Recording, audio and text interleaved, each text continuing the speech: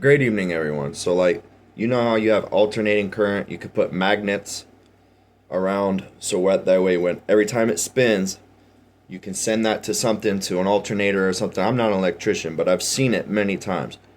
Like what Nikola Tesla was doing with alternating current, free endless energy. You can make energy, you can make free electricity with magnets and copper and coils. As long as it's still moving, you can connect that.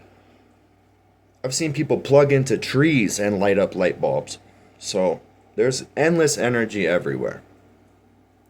Once all of these data centers start using alternating current and real nuclear energy, why aren't they using hydrogen, converting hydrogen into electrical energy?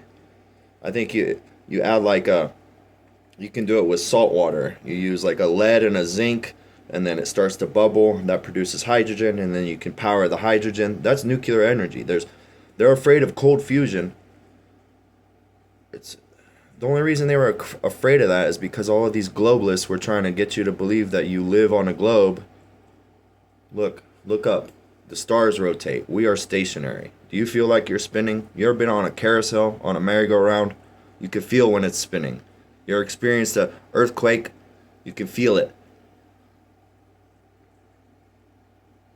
The world's not spinning. The sky, the firmament is spinning. So, if we put all of the real technology back into the grid, you can use hydrogen. I don't understand why they don't use the oceans for energy. Like, put data centers near the ocean. You would make the most money. It'd be free. But they're afraid of alternating current. They all want to be direct current. They love Thomas Edison. They love charging you, and they love metering every part of your energy when it's actually free, endless energy. So that's the point. Make all these data centers on free, endless energy without polluting the environment.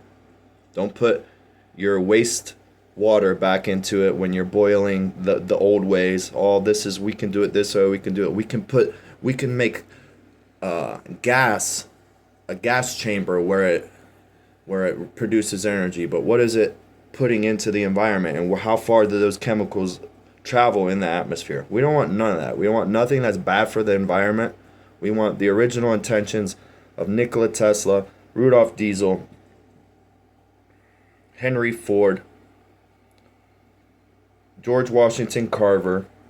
Put in some of the real inventions and intentions of the designers, and this whole America's grid would power itself. You know how much money you could get